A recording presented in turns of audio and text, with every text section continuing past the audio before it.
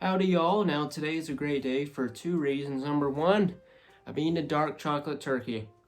With jam, C's make some good chocolate. Number two, I got a new thing. Now, as a Lego fan, what oddly enough makes me just as happy as getting Lego is to have somewhere to put them. Because oh my gosh, storing and displaying Legos somewhat efficiently is just the biggest pain in the world. And if this looks old to you, that's because it is. I've been around this thing for literally my entire life. I think it's been in my family for like just about 20 years now. It's been a long time. It's a little beat up. I did clean it. It may not look like it, but I did. At least I tried. And as you can see, this bad boy is 3 levels. I could probably, like, if I planned this out well, this is easily 2 shelves worth of space on my normal large displays. I could probably make it 3 worth if I really, planned this out well, which I'm not. Because obviously, what's the point of being smart about it? Of course, I gotta decide what I want to put on this thing, because we got a big deal here. And what I like about having these kind of smaller little things, I don't really have a lot of these. I have a drawer, which I put the Razor Crest on. I also have my desk, which I put a few larger things on. When you have something like this, it really gives you a nice mini display option to put something a little larger. So I've been brainstorming what I want to do here, because there's really 2 options that I like.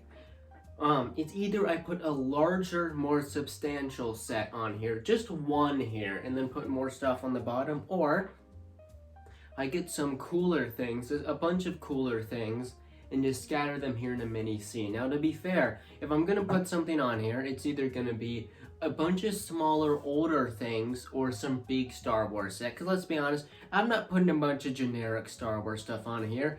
I was gifted this thing for a reason, and that's to put something damn cool on here. I'm not gonna waste it on some Mandalorian's Naboo Starfighter crap. Alright, so immediately the first thing that came to my mind was the Imperial Star Destroyer. It's an obvious first choice. I mean, come on. It's a beautiful spectacle here, and it looks great on the round table. I'm immediately really liking this. But it does look really great next to my Millennium Falcon. They're 2 pieces that go really nice together.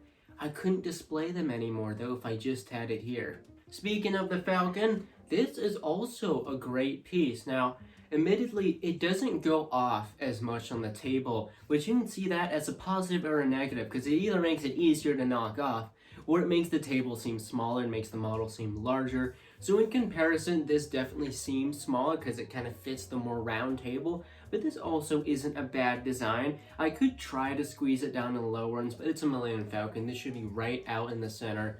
And honestly, I don't know if this is as good as a look as the Star Destroyer was. Now, of course, another option, which I had to bring up, is classic space. This would be a great spectacle to put a lot of my classic space sets. I could really fit my base and some of my more medium-sized ships. I couldn't put like the Galaxy Explorer or some of the other larger ships that I have. I'd really have to kind of use some of the smaller ones. Another also thing to mention here is that I have to probably have some of them being elevated and flying, which could render them easily to be knocked over. So something to think about, but I do like this idea of having some of the more eye-capturing older stuff here. Speaking of eye-capturing, immediately when I want to get the classic space stuff, I looked at some of my few UFO sets from the 90s, and I was like, those might also look like a cool thing, because admittedly, compared to some of the other stuff in my collection, these are some of the more out-of-place things that I own. So this might be a decent spot to put them, especially considering that they're a little bit hard to display, because you can see there's a bunch of things flailing out. They're in some pretty unusual shapes here. This might be a good place to just kind of put these. Out of all my options, I've really, once again, been enjoying the look of the Star Destroyer. Admittedly, there is a lot of noticeable room on each of the sides, but the thing is with the Star Destroyer, it's best viewed when the view is unobstructed, when it's just out here in the open. Like, for example, I put it on my shelf, on my desk, and there are only 3 things where it is. There is a Slave 1, the Millennium Falcon, and this. They're all pretty spread out because these kind of sets are best viewed with really not a whole lot around them. I think this really gets it at a great viewing spectacle. I might put some cool kind of Imperial sets down the bottom. Maybe we can see if I can maybe squeeze my TIE fighters down here. Now that would be cool. Admittedly, Again, that wouldn't be the most space efficient thing, but I think that'd be kind of cool. Anyway, that's me kind of fun. It's always so exciting when I get a new way to display my Lego. Admittedly, I'm probably going to start off as something cool, but over time I'm probably going to move things around and make it kind of a more efficient display. So it'll probably change a lot over time, and heck, I don't even know where I'm going to put this thing. It's probably just going to just sit around floating for a while. Anyway, that is my quick rant about this cool, very old, really not that cool little coffee table thing. So, yep, see ya.